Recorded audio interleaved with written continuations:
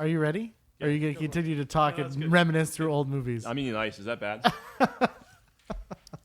Welcome to season 3 of 3.5. No, welcome to season 3. We got to get into characters. Goonies never say die. I don't understand. You're not a Goonie. You just want to go home. It's our time down here. I don't understand this movie. Did you even watch the movie? Yes, I'm missing it. I'm missing the quality. Bro, of this he's such a movie. troll. Don't you think he's like one of those Troy friends? Fuck, Troy had a nice car. Country He was club? dating the hot chick. He was not dating I don't know her. what to tell you. He was not dating Andy. He could have stopped pedaling and just kind of coasted. I don't know how you hold on to someone's hand. Had a good grip. And I don't understand how you just don't pump your wheels, and, just for 2 minutes and just ride your bike.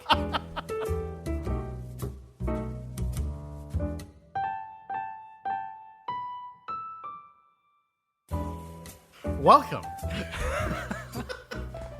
Welcome to season 3 of 3.5 Gentlemen, the podcast, where 3 of the 4 hosts provide a refined and intellectual analysis of movies from our private collections, and one of us tries desperately to keep up. We'll let you decide which host is which, but for now, my name is Sean, and with me, as always, are my co-hosts, Jeremiah. I love the dark, but I hate nature. Eddie. First, you have to do the truffle shuffle. And Brandon. Hey, you guys. This movie sucks. Jerk alert. Jerk alert. This season, we're shaking things up a bit. We've decided that each host will pick a film from each decade, from the 70s to today, which exemplifies that time period. Some of the films will be underrated, some classics, while others will be overrated piles of cinematic crap. Crap. Or excellent. To finish off each decade, the host will pick a group pick that's sure to delight. As with every review, our goal is to answer one simple question. How many drinks does it take to get through the film we've just watched? At the end of the podcast, we'll rate the movie based on a scale of 0 to 5. 0 is the perfect film that you can watch stone cold sober, and 5 is a terrible film that you have to figure out how a pair of false teeth can support a preteen. Yes. That's true. It happens. I don't understand what's the problem with what's going on. And a slinky, guys. And I don't, yeah. The Rube Goldberg. Anyway. Slinky. In addition to our review, we always pair our selection with a cocktail that we hope will enhance the viewing experience. This season, we want to focus a little bit more on the cocktail selections, so please feel free to shake, stir, or mix the cocktail that we've chosen and settle in for what we hope will be an engaging review. With that, gentlemen, what is the film we are going to review this evening? Okay, just space that out just a little bit longer next time. Tonight, we have our second entry into our 80s films. The best decade ever, by the way. I'm sorry. I got to be honest. Well, not only the best decade, but this movie, and I believe one of the movies we have coming up is from the best year of the 80s. 85? Yeah, the best year in film history is 1999, and if we're gonna go the second best year, 2007. it's 1984. 1986. Oh, okay. Definitely not 86. Well, since we ruined that one, let's just go and talk about this fan favorite and childhood classic film, 1985's The Goonies. This Columbus and Spielberg scripted movie is rated 7.8 on IMDb, which, as my calculations show, is a C, and has a critic score of 76%, which also is a C, and an audience score of 91% on Rotten Tomatoes. Wait. Well, so 91%. 91% of audiences think this movie would is that be an fantastic. A? That would be it. That would actually be be A minus. No. Be It's an A. It's an A. It's an A. It's an A minus. It's an A. It's an A. It's a regular A. We don't use pluses and minuses. It's A, straight up scores. All right, fine. Well, let me just tell you a little bit about the Goonies in case you don't know what we're talking about. When two brothers find out they might lose their home, they, along with a group of friends called the Goonies, explore the family attic where they find a treasure map. As they search for the location of a mythical hidden treasure, they are confronted by a villainous family who makes their search worthy of One-Eyed Willie. Okay, Why would you put both of them there? first of all, you didn't delete it. I didn't mean to. I think that sounds really good. Let's keep it. I was fucking pissed at you. I didn't, Brandon. I wrote the bottom one. But you should have just deleted the top one. I thought you might want it for later reference. They're the smart ones. People. Anyway, let's talk. Let's talk about some. Very smart. Thank you. Let's talk about some first impressions we had going into this movie. Sean, what did you think going in? Well, Jeremiah, why don't you take us through the first before we impression? get into our Wait, hold on. There's freaking first impression. Yeah.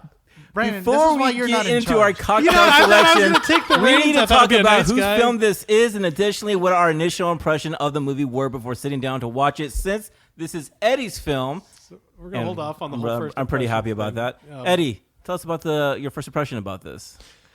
So first impression, like 1985, it's a movie that I grew up with, and it's a movie that I still show my kids to this day. Literally grew up with and it. yeah, Born the same year that yeah, you and I were born. And every time I watch this movie, it feels like I watched it for the first time, and I enjoy it. I feel like I'm just one of these, now this time I actually felt like maybe the older brother. But it was a great movie.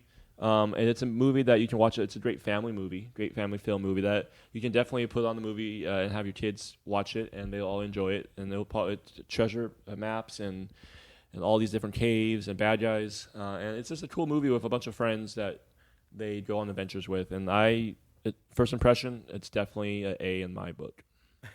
Brandon. Plus or minus. Brandon, what was your first impression?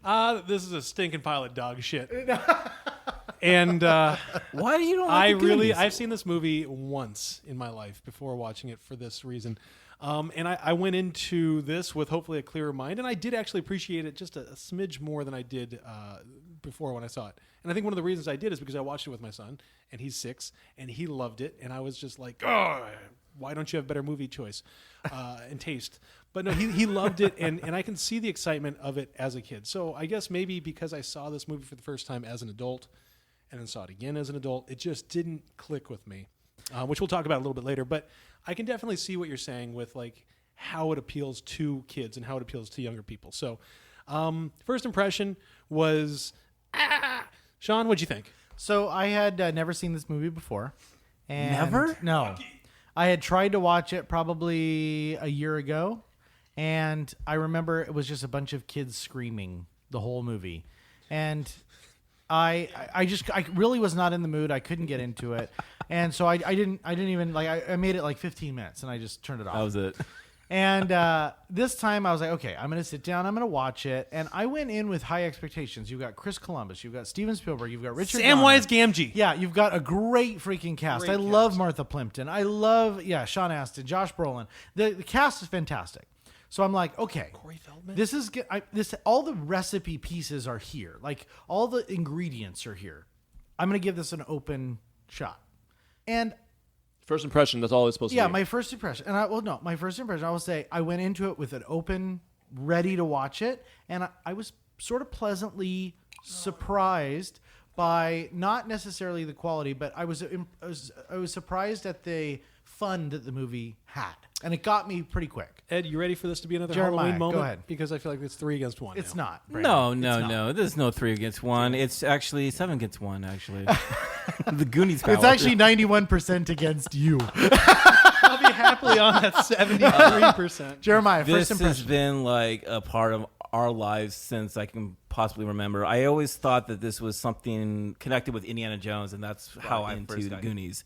I remember my mom was like, hey, you want to see this? It's something like Indiana Jones. And that was it for me. That was it. And throughout time, I just love the Goonies. I mean, it's an adventure. It's about kids that are actually getting outside of their house and exploring the world and whatnot. What can you not like about that? You know what I'm saying? Oregon. This movie has always been a part of my life, and it will probably be the part of my life for future kids and stuff like that, man. This movie is fantastic, and I have noticed that there's been a lot of hate for the Goonies as I get older and whatnot. Yes. It's kind of weird, you know? Yes. There is a 50-50 size now to it. Yeah, the other people are called Troys. They're Troys. And then there's called the Goonies. Do you know what First impression, I loved it. Do you know what Goonie means, Brandon? You. Obviously you don't. So but I'm thank actually you. kind of curious. Actually, What I does think that that's mean? a compliment. So it means a goon. Means a foolish or silly or awkward person or thing. So some of us connected with this movie because we're silly in life, and you find that map and you try to go. Like, hey, you know what? Let's see if there's treasure behind this. So I'm Troy. So I'm a first of all, city that you're got never going to sacked ever be a Troy. by a horse. All right. Eddie, take us through a cocktail. As we mentioned earlier, with each movie, we try to pair the tone, feel, and overall impact of the story for cocktail. This season, we really want to discuss the cocktail more and how it links up with the movie selection. Everyone who listens knows that when we finally watch a Bond movie, Which we will be Never will doing happen. this season. Absolutely not. I don't yes, believe we it. will. I'm It's really- on Somebody the will list. change it. I'm It's so it's my movie. over saying this.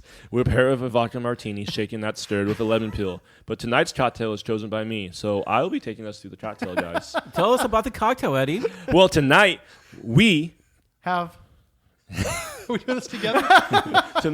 have The Goonie cocktail. It's a fun, really complicated drink to go along with a simple, engaging movie that has captured the imaginations of kids for decades. To make this drink, all you really need is equal parts vodka, raspberry liqueur, cranberry juice, and orange juice. Cranberry juice and orange juice in this? Yeah. Yes. So and it's kind of like a rose color, like a dark mauve. Cheers, gentlemen. Cheers, It kind of reminds me, I think, of a Sets on the Beach, possibly. Well, let's try it. Is it Cake by the Ocean?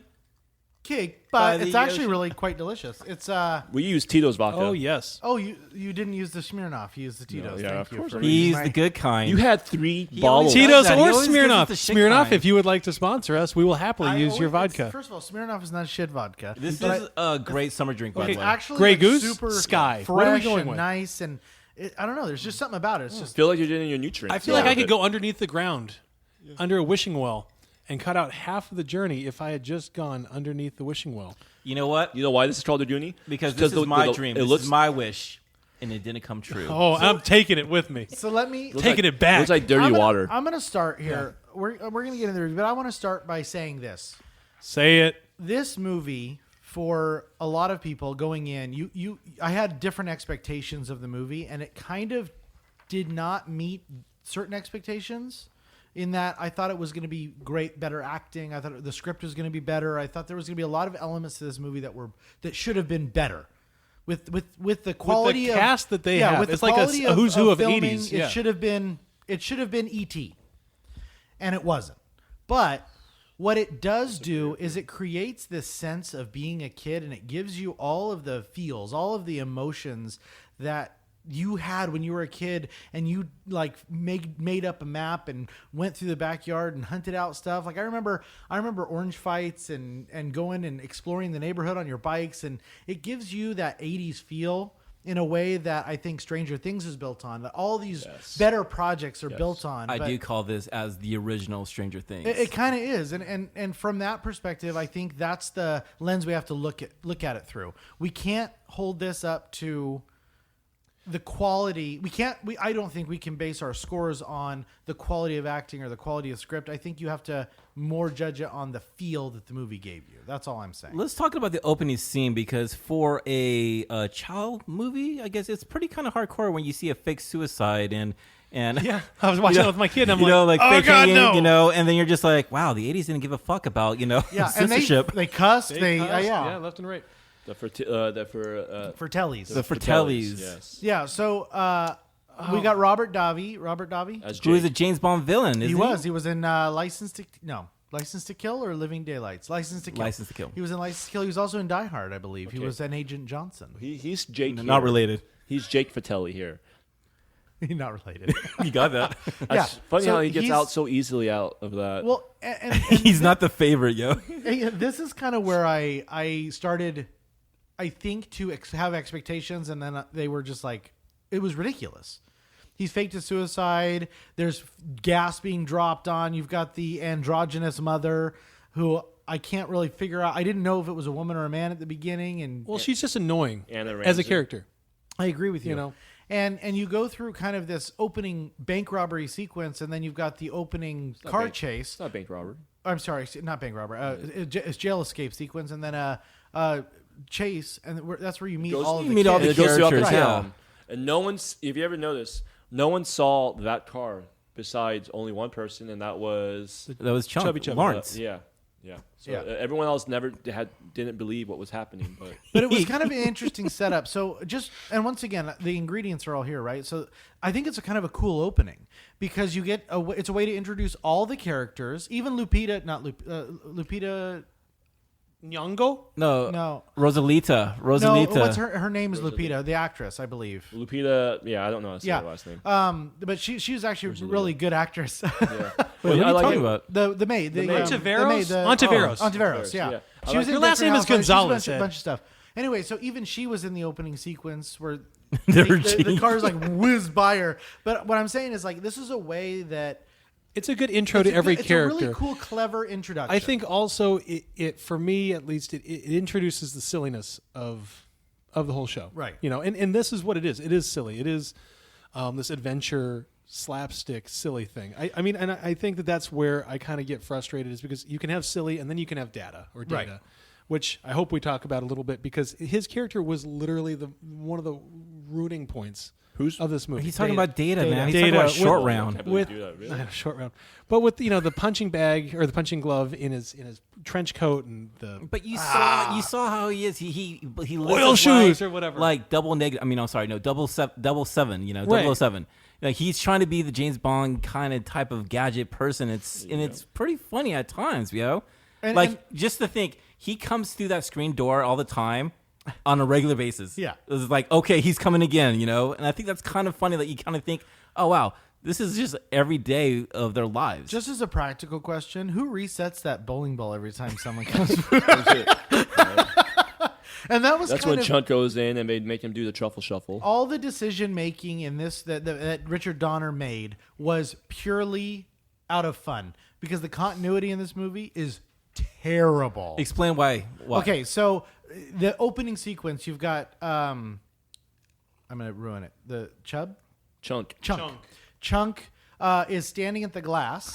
And he smashes his pizza and into the glass. But then when the camera turns from behind him, he's not holding pizza. And then in front of him, it's smashed again. First of all, why are you wasting a piece of pizza? It's like, but this is the kind of stuff. And the film was sped up for the whole car chase. There was another couple of moments where Robert Davi, what's his name? Jake is whistling or singing the opera. Yeah. And you're talking about the car sequence. when yeah. he picks up you Chunk, see the window and you see him and you not see singing. in the mirror, and he's not singing, but the sound is coming. It's just, to me, those are mistakes that a director of Richard Donner's caliber shouldn't make. And my question in my mind kept being, Those are is so he small making mistakes. these? They're not small mistakes. I think they're very important mistakes. Let's put it that the one number mistake. You know, when they're down in the cellar and Mikey is talking to Brandon and everything, and he goes, "It is something under there, Josh." Yeah. He says his fucking name right there and then. You know, you're like, "Oh shit, that was a fucking mishap right there." But I feel like with kid actors, there's a lot of, you'd rather have the good performance than a perfect take. If that makes any sense. Yeah. So there's a couple of scenes where Sean Astin, they're explaining things unnecessarily. This is the map. Oh, look, here's the X. And it's like, you got to look at it from like a 6-year-old's perspective. Mm-hmm. They're actually explaining the plot as you go. Mm-hmm. So I'm wondering if Richard Donner didn't consciously actually make the movie simple and explanatory so kids would be able to watch it. And in that perspective, all my negatives become super positives. Yeah, I can see that. I think for me, it's the tone of just over-the-top cartoon, and it does go for the purpose of bringing the younger audience. But then some of the themes, some of the suicide, some of the language, it also contradicts the whole younger thing, especially in the 80s. So I felt it was just a movie that was seriously. I know we say this a lot, but it was unsure of what it wanted to be. You know what it reminds me of? It was like National Treasure. Yes. Yeah, I took your breath away, huh? Took him by surprise. Yeah. So it reminds me of National Treasure. So many people, like, it's just like National Treasure did the same thing with it's made by Disney, but it was like this chase. It's simple, silly. You can watch with family, but at the same time, there's bullets all flying around, and there's a bunch of adult humor, and then a bunch of kid catching. Right. It's just, with this, I got the movie as like in the very beginning. It's like two brothers are trying to save their home, and all of a sudden you got the feeling of their house is about to be taken away.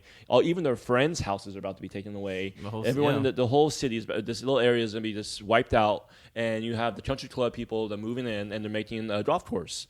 So I like that vibe of like, we need to save our house, and even Brand, he became game for it after a while. He's like, hey, this is our only chance, and it took a while for him to get there. I want to say sure it wasn't for Andy. It was Andy, definitely Andy. I wholeheartedly agree with that premise.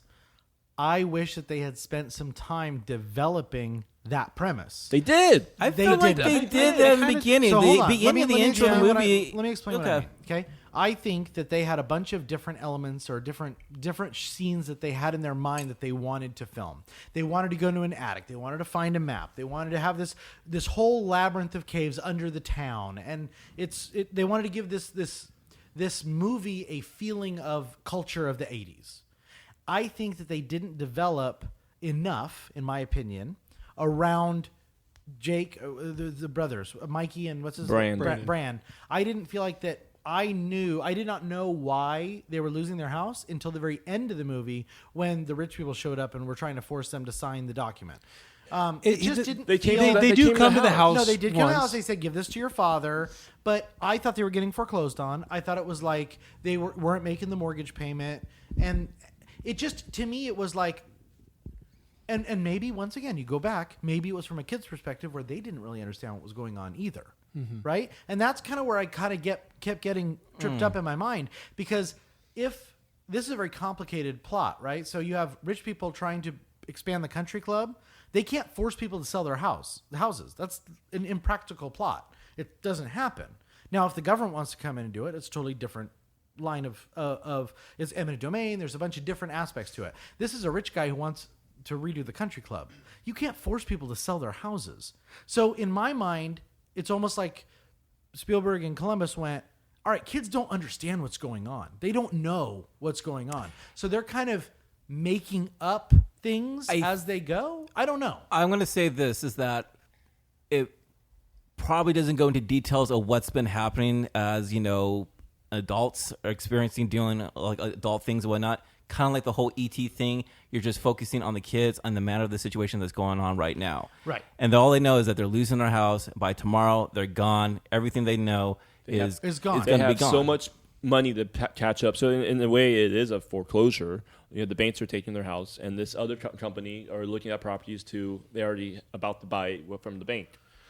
My question is, at the end, when she finds the jewels in the sock, in the marble bag. Is that enough? It doesn't seem like it should have been. I feel like we should have had. I don't know. That Luke Gehry card they found in Chester Copperpot's pocket could have been something. Yeah, they just left it there. Also from Treasure Times, where we're focusing. I think. I think we're. Oh, you're the one talking about foreclosures. No, but I know, and I'm saying I'm not comparing this to E.T., but what I loved about E.T. was you had a very set villain. The Keys. The Keys was the villain. You had the villain. Oh, you know what I mean? You had like. Good. You had the powers of good and bad working in this one. I wish that they had spent 2 minutes really explaining that the kids were neat. If they came up with money, they could save the house like that. Or just get rid of it completely. Or just get rid of it. Just have it be an adventure They story. said that multiple times. Even Dad, he made up fake money. He said we could save. We could save. It was multiple times. I think the thread of it was there. I just don't think that it was. It was almost like it was too subtle in a movie that was not subtle at all. But the thing is, we are looking so much with this a magnifying glass regarding to a kids movie that it's like, to me, it's like understandable. Like, there's things that we should have been known, but again, we're looking at this through teenagers, kids, preteens, like point of view and everything like that. And that's what I had to get rid of in order to enjoy it. And once I did that, once I got rid of the not worrying about the plot and just enjoying the characters, it was a lot easier movie to watch. I mean, you saw a difference with Bran, Andy, and Steph. I think it's Steph. Yeah, they were probably they were like just going along with the kids, and Bran and Andy were just kind of like just happy to be kind of like almost on this is a date, and then Andy makes out with Mikey. Yeah, and that's fun. It was really dark. And it was Does Bran have braces? Like, come on, yo, you should know who you're kissing and shit. Yeah. Once again, like didn't open her eyes at all. And then once you kiss with your eyes, it's a whole new experience. I do love me some Martha Plimpton. Oh, and she's so adorable. If you haven't seen Raising Hope, I cannot tell you to watch it enough. It is also, so good. Yeah, she's also in I want to say Good Wife, and she was so good in that. Okay. And she played like an attorney, like a combative attorney. Oh, it was fantastic. Can we talk about Corey Feldman with his... Corey Feldman makes me happy every time Spanish, I see him. So I was trying to figure out why that was part of the script. Like, it was funny. Don't get me wrong. It was hysterical when he's mistranslating and he's like telling her all this stuff. Cocaine goes into the top door. But it was because the map was in Spanish and he had to be the one who read it. It was also a fun adult joke in a kid's movie because I had my kid literally saying, "What is he saying?" And I'm just making up shit that he's supposedly saying, and I'm not like, "Hey, there's X-Rays in the dungeon." It was like, "Oh, she should stay out of the don't go in there, dungeon, right? Don't go in there because this is where if you get in trouble, you're gonna get locked up." This is what I told him. I was like, "Oh, he said don't go up there because you'll get hurt." And then I got, "Well, why is she going to get hurt? And how is she going to get hurt? And what's going to happen to her?" And I'm like, "You don't need to know that." You're digging too deep. You're digging too deep. I said, ooh, he's saying something else. Let's see how I can mistranslate this one. But that's the thing, like, I remember seeing that scene as a kid, and I don't know, I didn't understand what was going on. I just thought, okay. I laughed, though, because you know? of the I think Rosalita, her expression, you knew Corey Feldman wasn't mouth. I think wasn't translating to what the mom was saying. Yeah. And you were laughing. And the whole little scene also with Chunk hitting off the dick of Michelangelo. Of David, David, and then he glued it, super glued upside down. God, maybe he's like that. You'd be pissing on your face. But he looked at it, he's just like, I think it's fine. It looks fine to me. So as a kid, it took me so long I hate to say this, but I had no idea. I was like, well, what's wrong with it?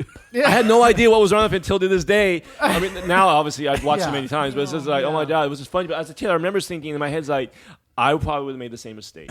See, and this is, I think, why this movie has to be viewed in a different lens, because we just spent... Viewed a different age. We just spent 15 minutes laughing at it, and I don't know if I laughed alone as hard as when I'm reliving it.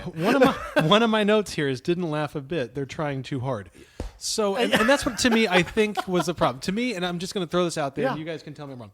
There were 3 parts of this movie that, to me, just kind of ruined the high. Just decided to just screw everything up.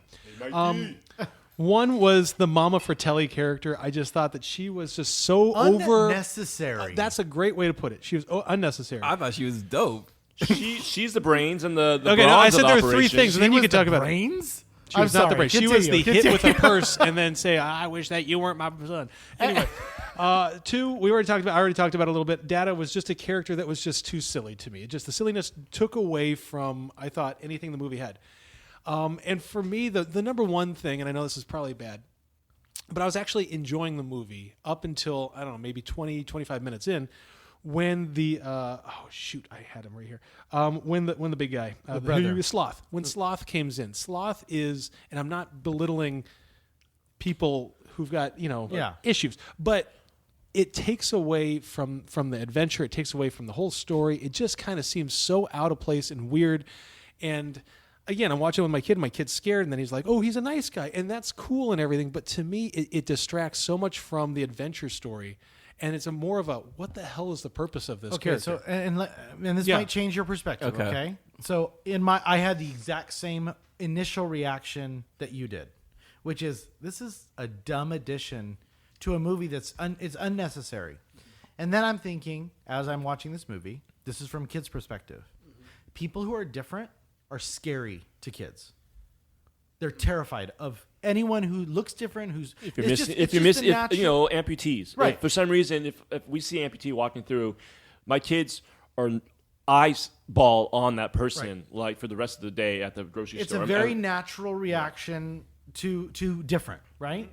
And so, to me, this movie is all about having uniqueness, not being scary, and breaking the preconceptions. And I get that, but to me, it was so silly and overdone. I wish that they had made him more of a likable character through natural means. I agree with you. You get what I'm saying? I totally agree with you. Okay. But I look at... I get what you're saying. Yeah, I look at, like, the growth of the movie, and all these kids kind of found themselves as they went. Like, it goes. I think I know it's really hard. It goes because you don't like Data. You don't like Data's character, but the best father-son. At the end, that was amazing. That was an incredible scene because the father has this exploding goosebumps with the "You're my favorite creation" or invention or whatever. I'm like, oh my god, yeah. And it's hard to not. Yeah, it's hard to not like this movie. With Sloth, that character. I like how you said that. The kids are looking at, like, from a distance, just hearing and seeing and, like, moving over, and then actually he's there and he's actually a good guy. Mm-hmm. It goes kind of. It goes a little bit like with Home Alone, the character, the neighbor. Yeah. Yep. Yeah. And all these kids are kind of, and I don't mean to say, they're all kind of rejects. Oh, 100%. Mikey has asthma. The brother can't pass his driver's license. Mouth is a pain in the ass. Data is all trying to be 007. Everyone has their baggage. Chunk is Chunk.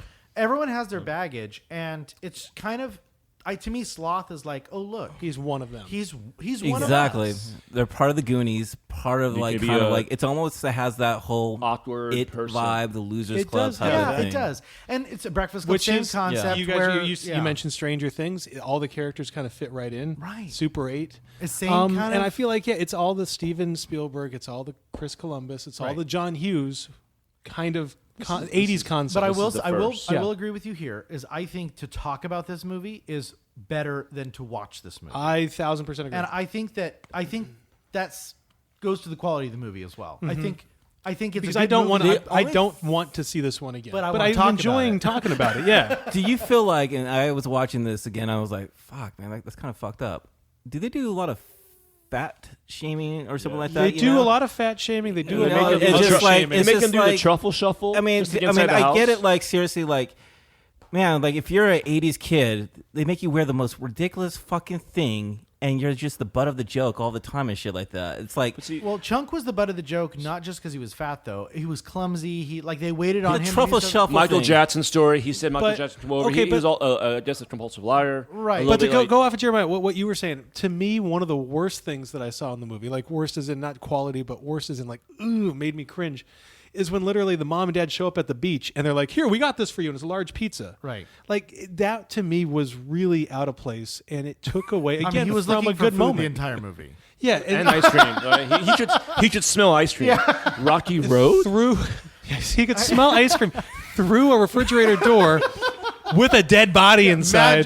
No dead body No smell. dead but body damn smell. it, he could smell the Rocky No, Road. and I did think, and this is, I think what Sean, what you were talking about is it's towing a line and it's crossing a line in a lot of ways where Yeah. it's a kid's movie, but then you watch parts of it and you're like, ooh, that's not veiled enough to make it an adult joke. That's something that you see as a kid and you're like, because I had my 6-year-old asking some of these questions and I didn't know what to answer them, What did your kids think about the whole situation in the diner lighthouse restaurant where? Okay, can I say something about that before you get Yeah. going? Did yours watch it? So this map was made in like 1600s? Yeah, but it was framed. No, that's not my question. It started in a restaurant lighthouse that didn't look like it was more than 10 or 20 years old. No, I saw some no. splintered wood. No. No, They're talking about the land. Come on, X marks the spot. You know this No, shit, so yo. there's I think three that there things. was a So house he had- there though. there was not a So there house was- there. So if you look at the house, okay, No, Can okay, I- pause. no, Because not there pause, was you gotta let a me talk. trapdoor under the fireplace. So I'm pretty sure. No. That's where they buried the stuff right? before they actually Somebody built the built a house. house. Where are you If getting you look that? at the house to the right, so there's three things at the key.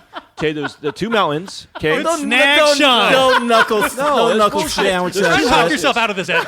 I will. If you Okay. let me talk. And Sean is obviously he's one-sided. He's been one-sided. So are you. He's defending this more than anybody. So with the map, with the little key, right? You see three different holes. Yep. Just because somebody built something on it doesn't mean it's still not there. Somebody built something Thank over you. it. About the map. Thank my you. question- We're talking talking about the map map. that Here's- directs them to the lighthouse. But No, it it does directed- not it told them have about a how house on let the Eddie- map. Let Eddie finish. It told him about 20 feet, and also it matched up with the key. And then on the left side of the shop, Yeah. you actually have like the making of an old. It wasn't wood. It was a fireplace. So it looked like something. They kept rebuilding stuff there. So here's my question, Ed. Here's my answer, Okay, Sean. here's my Because you're question. obviously No, that's it's not a the legitimate Don't say question. one-sided. If no one knew that the treasure was down there, Okay. why did they build a fireplace with a secret tunnel that went No, down to close it into- because to to close drain, it. So bro. did they know to drain? There's obviously a you don't- drainage You down don't there. build fireplaces like that. How So do you somebody know built that? this- Come that. on, yo. Because I built fireplaces before. Nobody This does. is in Oregon, This is- and this was yeah. in 1985. Okay. And they had Granted, nothing to do that with 85. restaurant was obviously built in 1942. Yeah, this restaurant's obviously back in Chester Copperpot time. Chester Copper was looking for He probably- he was Why looking does at he bring a 1934. baseball card to go on a search mission? Because he caught the card in a Cracker Cracker Jack Jack box? box. Yeah. All right. Let's move on. So You obviously like National Treasure. I love that freaking Yeah, movie. Yeah, but this is. Oh yeah. All of a sudden you're gonna see a hidden message in $1. Yeah. Oh, okay. Let me put my bifocals on like that, and they have different lens, and that's somehow believable. Yeah, okay. Benjamin Franklin. Bullshit. In pristine tradition too, huh? okay, So, what did you guys think about that scene when they were in the diner? And what did your kids think when she was like, the mom was like, "The only thing we serve is tongue. Yeah. and pulled the tongue out. Were you not fucking freaked out, or your kids were freaked I was out? disgusted by her. I She had was a a worthless character. I had a 6-year-old burying his head in my side. I loved it. What I loved it is that he started on one side of the couch and I started on the other side of the couch, and then he started moving, and then he goes wham right into me, and I'm like, ow, that hurt. And then he's just like, I can't watch. I loved it. And then when Sloth comes on first, he's like, what is that? What is that? And I'm like, it's a monster. Don't worry, he's nice. And then when he turns nice, he turns to me and he goes, he's nice. And I'm like, did you not listen to a thing I just said, buddy? I will say this. So they leave the house and they tie up Josh Brolin. Yeah. Character. I want to know if Thanos was that easy to subdue with a stretchy armband. Why did the Avengers have so much trouble? Dude, Hannah was telling me, like, why doesn't he just not pump his fucking tires? For the bike? Yeah, it just takes 2 minutes. Why do you have to steal that girl's bike? Did you see a little? Yeah, and he stole. I mean, once again, I think Richard Donner was like, "What's the ridiculous thing we can make him drive? Something with training wheels, and then we're gonna have him be held by a literal finger, and he's gonna not be able to let go and be going downhill. He got ran over. That's serious. That's 40 scary shit. feet in the air down a hilly It's like tree embankment that would literally kill him. Come on, it wasn't It's Troy. more Like the, it's more like hole 10 today at the golf course. It's over a little ledge over there. That's all it was. My thing though is messed that up. at what point did Annie, what's her name? Andy. Be like, oh Troy, not you. I'm going to go with the guy who wears sweatpants and then shorts over the sweatpants. First of all, that's a good look. That's never been a good look. Even when shows you- Richard Simmons was around, it wasn't a good look. She obviously had a little good stalker vibe, so she just popped out of nowhere behind. She really did. And then Brand at the and then there's little shop. Steph behind. Like, what is Steph's purpose? And by the way, is Steph the and Mouth thing. going to start making out? I mean, Well, that I looked feel a little like- bit weird. I feel like they were headed in 17. that They were direction. definitely. She's 17. He's 14. She wasn't 7. I looked up the ages. She would have been 4. Well, I guess she would have been about 16, I guess, because they all had their license, huh? Yes. And he was about 14. whoa. Whoa. Let's not make sure that they all is like no one was driving except for Troy. Yes. That's true. It was pretty clear that the two girls and Bran were in high school, and everyone else was like in 8th grade. 8th grade, moving Yeah. up to freshman Yeah. year. Yeah. I do agree what you say Yes. that the director did not know what this film was all about. Right? I feel like this movie could have been a horror movie just as easily. You know. It could have been it. I feel like It Chris could have been Columbus should have directed it. I feel like this was a mistake. To be fair, it wasn't until Richard Donner's name came across the screen. I was taking my notes on it, and I was like, this is not a Chris Columbus, because it is. It has everything that is a Columbus picture. Did you hear that little reference of Gremlins? Yeah. Oh, yeah. Okay. Don't water him after midnight. And then we have the other reference of Superman, which to me, I wrote here, Superman shirt, question mark. Come on. No, but it was kind of like a big fuck response you. for the. Oh, I know, it's Richard Donner, which, by the way, if you haven't listened to our Superman, listen to it after this and find out why you should not watch Superman. Right. So I found it funny too that Donner did the Lethal Weapons, which are Fantastic. really Great movies. which and are really serious. good. Yeah, Very well, good. the Great first one's Christmas really movie. serious. But they also, even as serious as it was, they play around with the comedy totally. in those movies.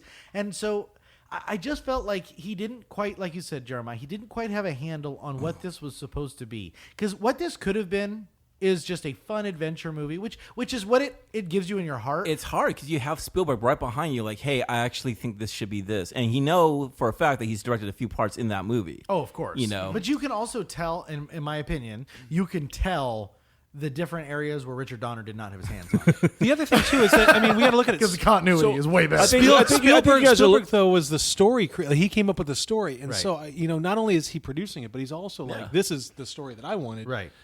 And I do think that my guess is knowing Spielberg. Spielberg wanted something a little bit more edgy, don't you think? And then Yeah. He Donner just wanted came something off a of little bit more like Temple campy. of Doom. I mean, Yeah. shit. Yeah. So you guys are all looking at this. I mean, it's a family adventure movie.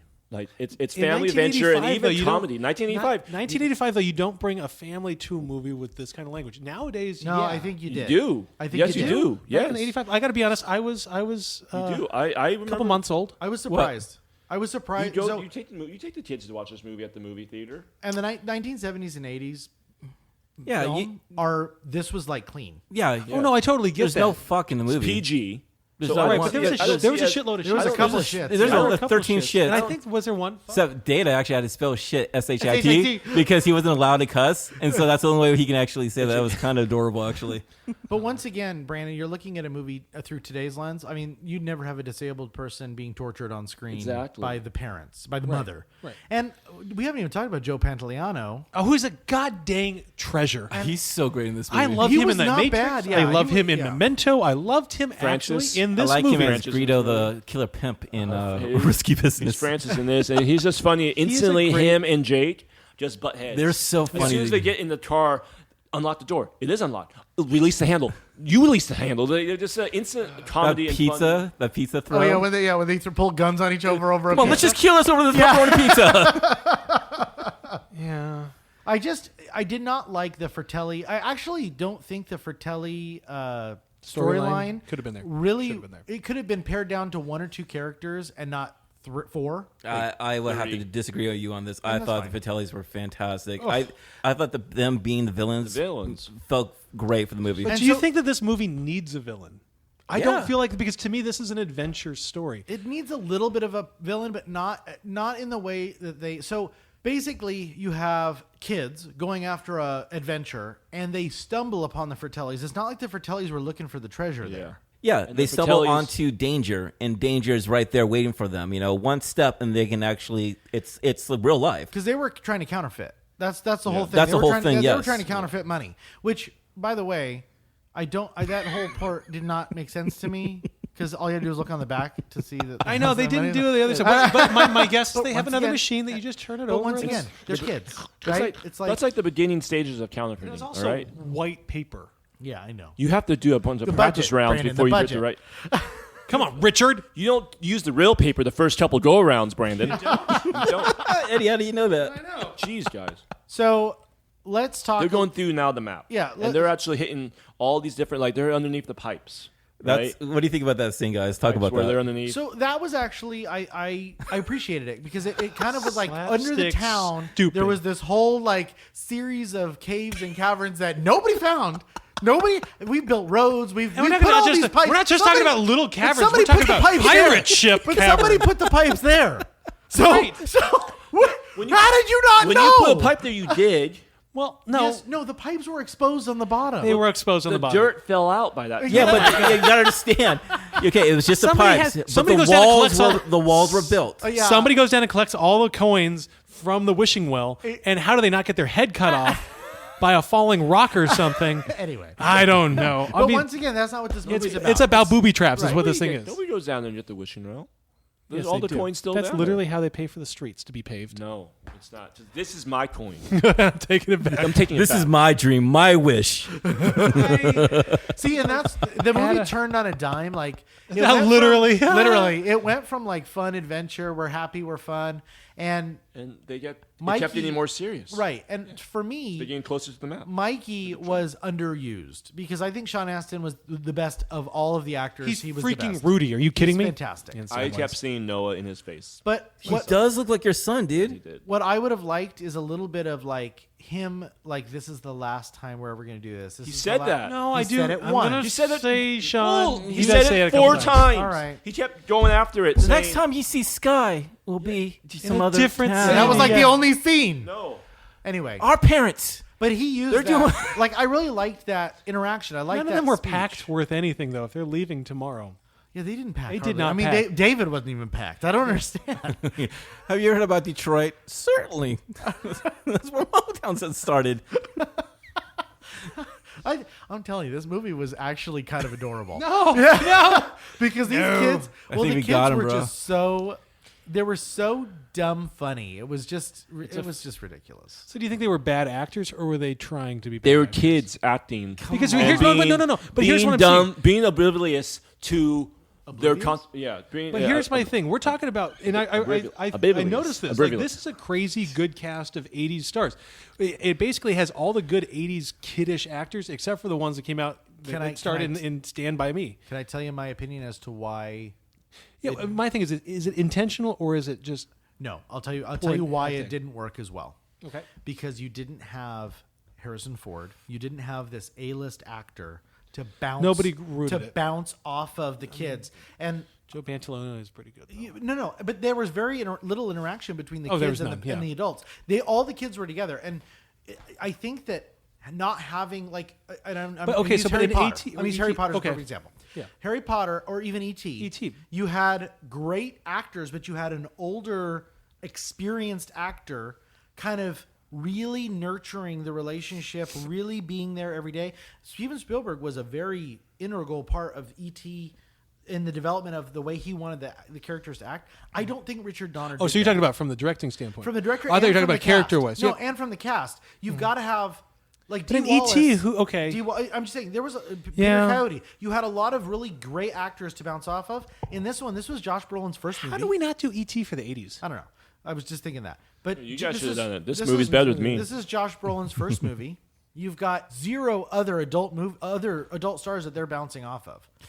Yeah, but you got to understand, you're talking You about... have three for the Robert Davi, Joe Pantoliano. They didn't have very much interaction with the kids.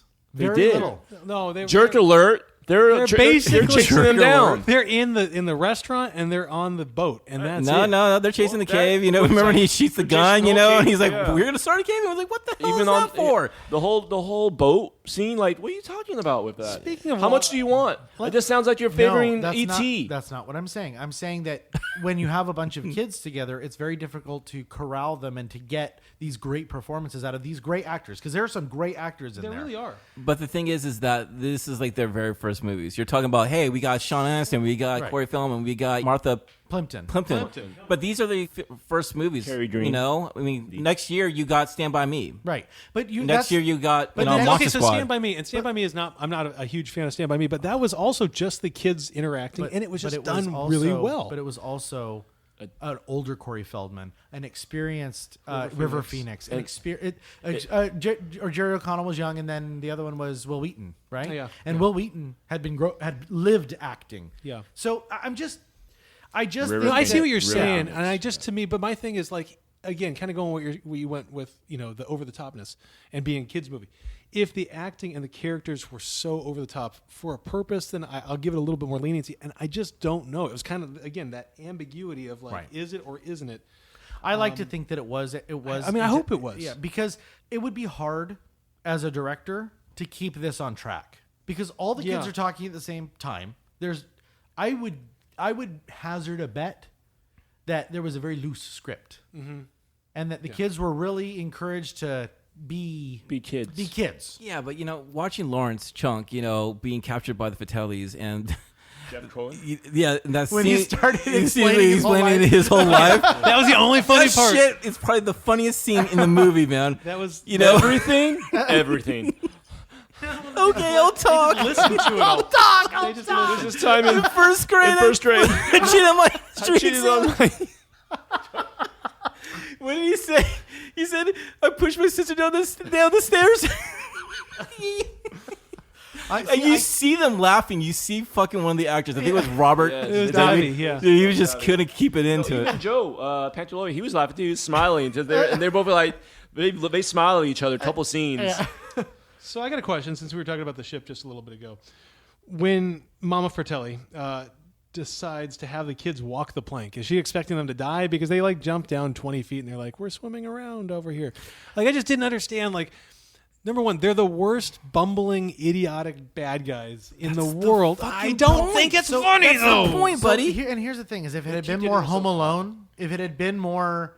They were funny, like Joe Pesci and Daniel Stern, and there's a reason for them to get hurt. Like, who expects that? Like, literally, when they're on the ship and they're trying to catch the kids, and I'm like, kids ain't that hard to catch. I'm gonna just go ahead and say this. Go ahead and say it. I think that Richard Donner is not a child director. Chris Columbus and Steven Spielberg is a child director. And you're talking about Home Alone, and you're exactly like, hey. That is like the blueprint of Harry. John Hughes, and everything. Like, he did really beautifully with teens. It's the same concept. People's got to stick in their lanes. Martin Scorsese can't make a Marvel movie, and Hugo is pretty bad. No, but you know what I mean. No, but you know what I mean. It's like stick in your lane. Anyway, so I think that scene, had a lot to do with scene, it was pretty much get off my boat. And like, I don't care what happens to you. They kept swimming back up and climbing up, and then they're just down, and then they come back up. And you know that boat was real too. Yeah. And originally, actually, in the unedited version, there was actually Did something. you watch the director's cut? No, seriously. Talk about it, bro. Talk about it. No, you go ahead. No, you started it. Go. I'm excited. It's actually. I don't know if you know this, but there was something in the waters. I think it's a squid or is it octopus? It's an octopus. It's a giant octopus that's been guarded. See, now that's what we need to know. So that's actually. Damn it, I would not have written this in my notes. It's a giant octopus that actually, I think it even pulls someone down. It pulls actually Andy. Steph. Or Steph, yeah. Steph Oh, down. and then they go and rescue her? That's Yeah, why just- Data, when he's getting interviewed, or like the police officer's like, you're less danger. He's like, the octopus was very scary because they deleted Data that said scene. that. Yeah. I noticed that, and I was like, I don't understand anything in this movie anyway, so we're just going to go with See, it. and I think that it's from a different perspective. I think you just got to shift your just brain, and it's Wish so we had hard. talked about this before I know. spent $3.99 save or I know. renting this on Prime. Well, now you can watch it on HBO because it's gonna available on probably do HBO. And HBO, Won't if do you it, want to, but- if you want to sponsor us, please. Please We do. would love I will just- probably Or not Amazon- watch or it, though. Amazon also. Spielberg had that situation with the sinister organ bones shit. That was all Spielberg right there. Oh, yeah. That was so so dope. dope. That was so fucking awesome. And right the there, only dude. way you just see the chords on the map, on the back map. The notes, only yeah. person to actually read it is Andy, who took like maybe 2 classes. I know, and then when she gets saved by mom and dad, she's like, I want to take piano lessons. I'm like, if that was really that traumatic, you don't want to see a keyboard again. You don't wanna see it, Ed. I do She feel got like the adrenaline kicked in, bro. Yes. Yeah, she's just From like, hitting hey, the I wrong don't know if note this is an 4 A sharp times or out a of B 6? flat. If you get the wrong note, we're all going to be flat. I mean, come on, that's fucking golden, dude. Okay, you play the keyboard. What's the difference between an A sharp and a B flat? Me Well, being when there's flat down to the nothing. ground. When there's Nothing. There's when no there- difference. They're the same note. It's the same note. when something is underneath tied where the ground falls underneath you, then that does mean The something. difference is I'm going to fall through a hole with spikes. That's the difference right there, yo. So are we just going to ignore the fact that Sean Astin was okay leading them all into peril? Like, they had that whole speech. He had that whole speech. Like, this is our time down here to find this treasure and potentially die. She could easily just go, hey, just ride that Troy bucket. Yeah. That's it. You had a choice. The Troy bucket. The Troy bucket. I think with her, I think she was also losing something. To the whole idea is that we're all moving somewhere. Everyone's giving. Everyone's in the grieving Yeah. something up. Yes. Everyone is. Yes. Can we talk about the booby traps and how none of them were Booby actually traps. that? Booty traps. Booty That's what I said. That's what I said. Booty traps. Okay, all Yeah, I'm saying what was- is how oh, yeah. how He kept saying it the wrong I way. know. easily conquer. That was that's what he said. Hey, One Eye Willie was. They intended to have children come and First find off, his treasure. I do know this. That's what I said. After like 60 years of dynamite just sitting there, you're not supposed to move it. Well, not only have that. you seen Lost? Have you seen Lost? Yeah. Mr. Arnst Yes. did not survive. You're not supposed to Survived touch. season 1. Don't touch that thing. Don't put it in your I didn't backpack. season 2. Don't shake it. All I know is like that I thing. missed him. It might. I That's missed the him. first thing Yeah. I thought about. I was like, oh, that kid would have blown up right now. Not only that, but they're just like Hannah's like, who has don't you candles that fucking look read exactly the like? Don't you read? It says dynamite. Dynamite. But I mean, who has candles that look exactly like dynamite, and who keeps those candles in the back pocket? Flares, Chester bro. Copper Pot. Flares. So- Chester Touch. True. So let me say this. As we go through the movie, I think it got better and better. I think the movie started off Did. really kind of rough for me with screaming, but as we got through it, and then I think what really capped it off, I really believe this, is when they met their parents. See, it's weird for me. I actually look at it the other way. I look Okay. at it as a start strong and it ends stupid silly. So Okay. You don't like the whole when they save the town. Oh no. And I mean, I love them saving the town. I hate bad the guys re- getting caught. Even when Oh, the bad guys getting caught. They literally walk out of the ocean and they're like, there's cops. We could run like we've been doing the whole movie and fuck Can They're somebody over it. tell me who was driving the ship? Oh, One-Eyed Willie. Come on Bro, now. you don't need that ship to be Dude, drove. Are you serious? it pulled up the anchor and it just went. It That was was already it. there. Without wind, without an engine. Well, no, the current. I obviously have seen Black Pearl. You haven't, apparently. Season 2 of the So what- it's Three and a the Half same Gentlemen. thing with what happens? You put anything in the ocean, it's just gonna just go out there. That's all that happens. Yeah, I believed it, man. Because like One Eye Willie, you don't touch his gold. You don't touch his gold. By the way, There's a let's- rule. all these Look, traps. did you I not love- feel like Mikey had this weird like connection? Yes, sure, we can call it that with One His Eye dad if you didn't watch the movie, his dad would like give him bedtime stories on One Eye Willie. So let me. Good point, bro. I'm gonna backseat quarterback for a minute. His whole attic was filled with One Eye Willie crap, bro. I'm gonna you don't think he backseat knows quarterback. a little bit of One Eye Willie? Well, he does You're have gonna a love backstreet for of him. what? Backseat quarterback. Is that the term? Backstreet Boys? Backseat. God, I want it that Anyway, way. Backseat driver? Here's if I was Backstreet's back. rewriting All this right. movie. Okay. Wait, say that one more time. If I was rewriting this movie, I would have had the father basically not be involved in the story, but have set this up. Not set it up, but have Extremely close and incredibly loud. No. Have put the pieces together. Like he went looking for Like This he is had not gone Onward. and failed, and they found the one piece that he had overlooked. That's like Onward. That sounds like Onward. Yeah, it's very much like Yeah. Onward. Yeah, which The came out movie's already 35 done it. years Movie's later. already done that, okay? That's all I'm saying. That's all I'm saying. But see, the cool point Because it was is, way too easy for them to figure out. Like, oh, a It really doubloon. was. Oh, a map. Well, Let's find a treasure. See, everything was. It's like no one really thought about it, right? So the only other thing was that this is all information that was been stored in the library and actually in someone's attic for the past 20 years. That's right. Their attic. Their attic. So Exactly. it So their obviously dad doesn't mean that much to Dad. What I'm saying is it's all right there. Like you could have Exactly. just connected the pieces and it would have been fine. But it made it look like they had discovered. Like literally, he brought Chunk over to break the glass on the map because he wanted to look at the map closer. Well, he just Why knew didn't that- he just open the back of the picture? Nobody will ever know. I just didn't. There was some stuff that I would have liked to have them connected the dots a little bit. I think That's there all I'm was saying. about an hour and 52 minutes. Of what? Me wanting them to connect the dots.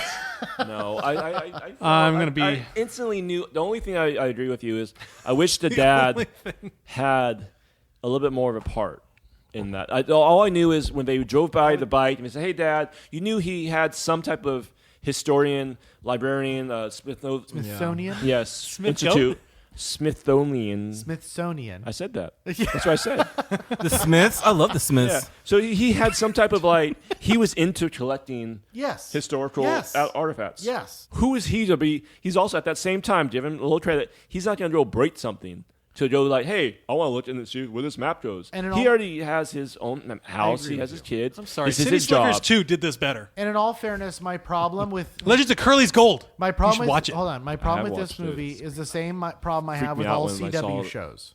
Where are the parents? Where are the parents? Where's the oversight? Everyone's running amok. That's the Baloney. Everyone's running amok. There was no. You Latchkey were home. kid, man. You were That was home normal. when it was dark. That's how we grew up. Yeah. You go outside with your bike. You were home when you're dark. Were you not the same? They were freaking out. That's the reason why they actually got but have brought you seen in the a street van that he was together. raised Yeah. He was raised on like there were coyotes and cars turning. You got and home cars turning on the like, Saturday. on that. At Saturday, Yeah. you left at like 8 in the morning after breakfast. You got home at like 8:30, and only thing about our mom was like, "Did you eat?" I was like, "No." It's like, "Here's dinner." All right, so I'll withdraw that, but let's It's wrap okay. it up. It's all right, yo. Jeez, what's going on here? Sonic Boom. I farted. I'm sorry. That was someone playing. Hey, what do you think about that whole bass. scene where the Mama Fratelli was just like, No, anything with Mama Fratelli was a terrible scene. just like Spit out. like, We were hey, talking. rockabye baby on the tree top, and then he's Drop. drop. I only And she goes, drop, Mom, drop. I only dropped you once. Oh, well, maybe twice. Fucking 80s movies were pretty hardcore back in the day. They were very hardcore. I'm just saying. I didn't really appreciate that whole dynamic between her and her criminal children, and then the person they were hiding in the basement, like Disabled that. son. Just it bothered me. There was That nothing bad with E.T. No, I'm E.T.'s sure an there alien, was. man. I'm not comparing the two. I'm simply Everyone- saying. I'm just saying Everyone has it's a life, pretty a dark okay? film. It was man. dark. It's It was dark. a dark So we element. Why let we them have to go on. hide him? The alien. E.T. wasn't. Oh, I guess he was kind of hidden. You're right. Okay, I withdraw my support. Yeah, they hid an alien. That's completely different than. Never mind. Anyway, and the kids were hiding him, not the adults. That's All true right, too. Jeremiah, take us home. All right, that brings us to the end of our review. Now it's time in the podcast where each of the hosts provides his score on the following scale. Can we be happier, Jeremiah? Oh, give me 1 second. That brings us to the end of our review. Now it's the time in the podcast where each of the hosts provides his score on the following scale. Eddie, Is he suggesting that's how I sound? That is how you start every single podcast. provide us our scale, please. 0, the perfect movie. You don't need shit to enjoy it. 1, a feel-good first cocktail. 2, a happy buzz. 3, you're gonna Uber or lifting home. 4, rough morning walk of shame. 5, blackout, shit-faced, spring break drunk. What happens when Uber or Lyft stops? Do we gonna change this up? You just we'll move on to the next make it one. like yellow cabbing. All right, gentlemen. Or if you're in San Diego, birding. get a horse, get a carriage. you Yeah, know. a buggy. I mean, shit, if there's an apocalypse, nobody's going to be able to drive anyway, so. At least they're like Uber. What is that Uber that they There's an keep talking apocalypse. about? Just remember, you should download our episodes first so that you have 30 something years to from now, listen they're like, to. wow, these people saw the future. They were talking about it. And check out our last one, Terminator. All right, gentlemen. Let's start with has B on there. So Brandon. I'm going to keep this one short. And I know, you know what? If you're listening to this and you hate me for saying this, send us something that explains to me why I'm wrong. You should share these with me then. Anyway, at some point in the 80s, I'm going to find a movie that I like. But that being said, there are two movies that are these I guess cultural phenoms that everybody seems to appreciate and love, and I just cannot for the life of me get behind them. And I want to be part of the, I don't want to say bandwagon, but I want to be part of the group that's like, yeah, this movie, it's on. I want to sit down and watch it. And those two movies are The Goonies and Princess Bride. I hate with the greatest passion both of those movies. I just don't understand. I don't understand it I either. don't get you. I mean, I'm not talking about And I Goonies. love Carrie Elwes and I love Robin Wright. It's funny, I just don't get it. I do get you. And how do I not love? Everybody loves Andre the Giant. Is he Troy? He's Troy, bro. He is Troy. With that being said, I was going into this movie trying to keep an open mind, but in the Really? back Were of my you head, really? in the back of my I head, highly I doubt was that. Let saying, him review. in the back of my head, I was saying we need to add another level on the rating system to say passed out under the table, drunk and drooling on the floor, because that's how I felt with this movie. Like, it was a struggle. The only reason that I enjoyed watching it was watching the excitement of my kid watching this movie. That said, It was made for him, not you. we started talking about this an hour and 2 minutes ago. And I'm realizing that, yeah, I'm looking at it through the wrong lens. And I wish, and I mean this, I wish that I had the experience that Ed, Jeremiah, that you guys had in seeing this movie when I was younger. The first time I saw this movie, I was 19 or 20, okay? Oh, yeah. It didn't hit then, and it didn't hit 2 or 3 days ago when I rewatched this. But I think you guys are absolutely right. I'm coming at it with the wrong lens. And if I come at it from this is a kid's show, and I can't be expecting it to have the different levels and layers that I do think that contemporary movies have. That, Shrek is a great example. Shrek is a kid's movie and Shrek is an adult's movie, and they don't muddle it, and they know what they're doing, and it's funny for both sides. This was not funny. This was not enjoyable, but I can see how it can be enjoyable from a kid's perspective. Do I think that it's a good movie? No. Do I think that it's an enjoyable movie? No. Do I see what they're hopefully what they're trying to do? I do. And for that, it went from being a 7, which is what I was going to try to argue, to a 3 1/4. Okay, 3 1/4. So I mean that's a huge jump, and I'm not lying. You guys did a great job of talking me into it. So I'm Ubering, I'm lifting home. I drooled a little bit, and I'm just like licking that back up for that 1/4 of a shot. Okay, so let's go with Jeremiah. All right. Let's go with Ed, but it's your movie. Yo. The Goonies is a personal film that I've kept with me almost all my life, and I think for myself it still holds up. I mean, I think this movie paved the way for all you Stranger Things fans out there and whatnot. The Goonies is a classic adventure film. I mean, it has lost treasures, dead pirates, danger, excitement, booby traps. Martha Plimpton. Booty traps. Booty traps. That's what I said. I said booby traps. But most of all, friendship. It brings me back at a time where, I don't know, me and my friends or Eddie and I, we would just go on adventures and explore the world without, worries and things like that. And it's pretty awesome. It's something that we all long for, some like outdoor adventures, in this day and age with smartphones and social media and video games. I think this movie is going to stand the test of time for generation to generation, as Eddie and Brandon were talking about. It did. You just passed this film to another generation, and this movie is going to keep living on. So it's not a perfect film. But I feel like this film is going to just be with us for the rest of our lives. So it's a 1.25 for me. Okay. Goonies never say die. Goonies never said that. You made me cry right now, bro. Sorry, bro. Bro, it's your turn. Go for it. I did not cry, though. All right. So, to what Brandon said, I'm going to go off him. This is a good movie. This is an enjoyable film. So pretty much everything he said, I'm opposite of that. You talked me into a good score. I know, but I think you should have done better. You should get the qualification before you get too mad. It's probably a 0.5 better. No, I think so far we've been grading it fair, and fair is fair. Where's that from, guys? Fair is fair. Oh, that's The Legend of Billie Jean. Yes. That's another movie we have to do one time. 80s. Yes. So when I saw this movie, I was like, I think I maybe had this is a gap to watching this movie, is either you're below 10, I think it hits good for you, and then when you're an adult. I feel like everything in the middle, in your teens, it's a rough, people probably just look at this movie, especially now with everyone like Jeremiah was saying, with social media ruling the world. This is how the kids used to act this way. It's a dying way of how it was supposed to be at the time. And it brings back many good memories. I think this movie doesn't get enough credit. I feel like years from now, it will be up there with E.T., personally. I don't think it'll be as better as E.T. It will be up there with E.T. as in it's like Jeremiah said, Stranger It's part Things. of the canon it's part of the 80s You grow think up. 80s, yes. I will give you that. Yes. It's just a movie that holds value, and this is like a rite of passage movie, almost. It's like everyone has seen the Goonies at some time in their life. It's a rite of passage to watch this movie, and that says something. I think to put this movie in, I put this movie in a special place in my heart. I almost gave a story now, but I didn't want to do it too soon. You've been talking long enough. No, you talk just as much. So when I love when you say you're going to keep it short, and then it's like, yeah, that's what he said, and he took 5 minutes later. So Mikey and Brando, like the brother connection there, I saw a lot of my brother and I growing up. Like it was hard for me. It was I did too. So hard. It was so awesome how Brand took care of Mikey, and that like just trying to get to the next step, and hey man, we're still gonna be okay even if we lose the house.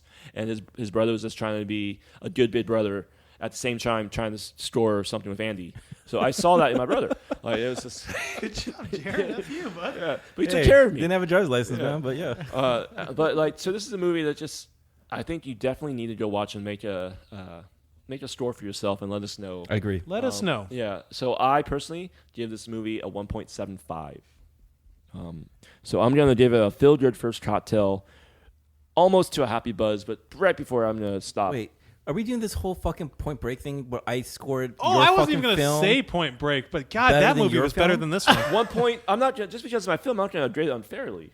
I mean, it's not the best movie, but I think for me it's better than an average movie. You know what? What I can give you guys is that just looking at the scores right now, this is going to be way better than Point Break. Sean, let's wrap it up with you. So I cheated before I watched this movie because I was so upset that I wasn't liking it the first time. I actually went and did some research and looked at no, I did. I looked at the IMDb trivia. I tried to get into I tried to get into the movie before I watched the movie. I also went and read Roger Ebert's review and did a bunch of different little like research what other people thought, because I looked at the Rotten Tomatoes score. 91% is a huge score. Audience score. People like this movie. I was trying to figure out why people like this movie. Those are the Goonies in the world. Okay. So stop saying the same damn thing, Troy. Okay, Troy. I agree with Brandon. This is not a good movie. But sometimes it's okay to like a bad movie. Sometimes you can enjoy a bad movie. And that's this movie. It's terrible. The continuity is god-awful. The acting is subpar. The cast is phenomenal. The direction is terrible. It's still fun to watch. It's still a fun movie. And what you take from the movie, I think, it leaves you with a taste in your mouth where you almost make the movie better than it is, because it's so fun to talk about. It's so fun to quote. It's so fun to remember the idiosyncrasies of all the characters. You don't like Data. No, I get it. Yeah. I think he's so fun because He's a treasure. I remember erector sets as a kid, and I remember watching James Bond and wanting all the exploding pens and the gadgets, and he really connected with me. And then that little corny line at the end when his dad said, "You're my best invention," I literally got choked up. Like I was like, "Oh my God." So you came like this full circle of ridiculousness, and you made me feel for these characters. That goes a lot more for me than cinematography and acting and all this different stuff. It just made me feel good. I'm not going to give this movie in the ones. It's not going to happen. This movie is A 2.3. A 2.3. Wow. Better than an average movie. I'm giving it a new score, and here's why. A 2.5 is the average movie on our scale. This is an above average feeling movie. It makes you feel better than a lot of the other movies that I've rated lower or better. But I will say this. I think that this movie needs to be remade. And I know that's sacrilegious. Remade or reboot? Remade. I think it needs to be in a good child director's hands. I think it needs to have a good cast of child actors, and I think that they need to make it. I think they need to make it again. Was it Super? Didn't they make it like Super 8? Yeah. I mean, yeah. I guess they have. Or Stranger I guess Things. We got Stranger Things. I feel like I retract that comment. I feel like Okay. Stranger Things Anyway, is this movie. 2.3 is going to be my score, and I'm not manipulating the score. I promise. No, you're not, because who the hell comes up with 2.3? Yeah, that's a different. That's pretty hardcore, yeah. I have an issue with you, Sean, but I'll take it up with you later. Which is, well, I'll just say it now. To say that this is an above average movie is tough. I didn't say it was an above average feeling I said movie. It made you feel better than a lot of the movies. Like, I'm looking at our list. Okay, let's look at our list. But not being manipulated by that list. Before we look into their list, let's actually see what the score is. Okay, Eddie, what is the score? All eyes on me. Thank you, Brandon, for adding that for me. You're very the welcome. whole 2.3 threw me off a little bit. I had to do something else. God. Carry the one. This is what happens when Eddie is our genius who does the math in his head, everybody. And then on paper. Like, I just type it in the calculator, but there's Ed. So it's a 2.1375. 2.1375. 2.1375. And there's a reason I did a 2.3. Please tell Because I think this movie should stand by itself, and it should never have another score that's tied with. I because cannot wait to be the last one. When I have a think- 1.75 and a 1.25 and Yeah, and a 3.25. I think this is a I'll be very 2.3. unique experience.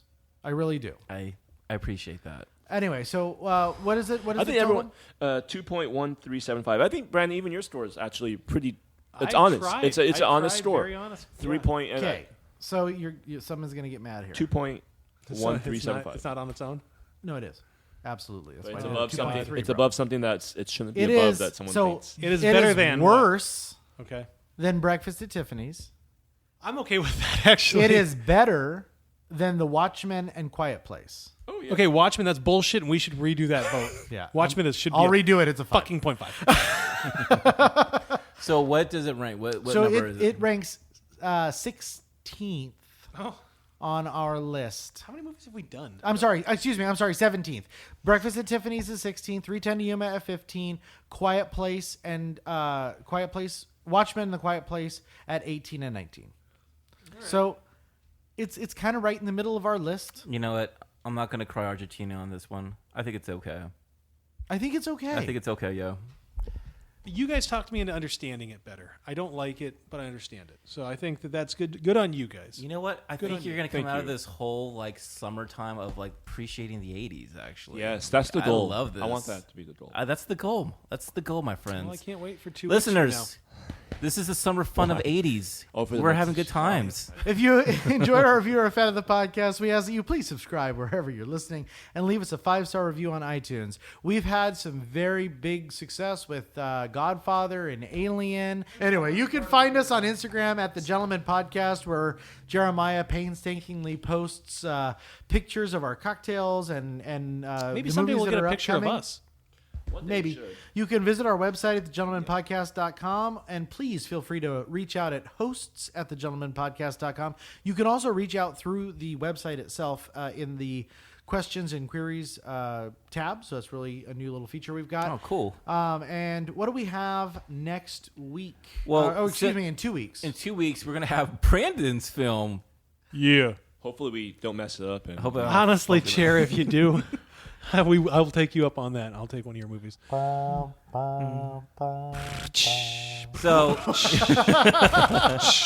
come play with us, Brandon.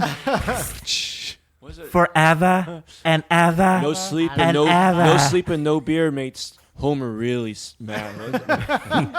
No That being said- TV and beer makes Homer something something. Go crazy. What is that though? Say that. It's actually The Shining.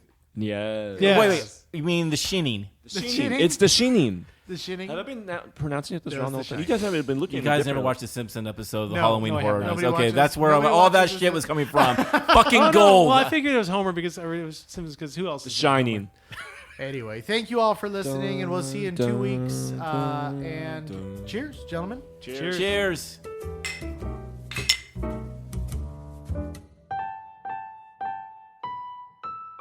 You think that was the best one Honestly, yet? I don't know if it was our best one, but it was really good. It was really good, guys. It was a Good fun job. one. It was really good. I'm happy that you attacked me like other episodes. Well, it's because I actually started to listen to you.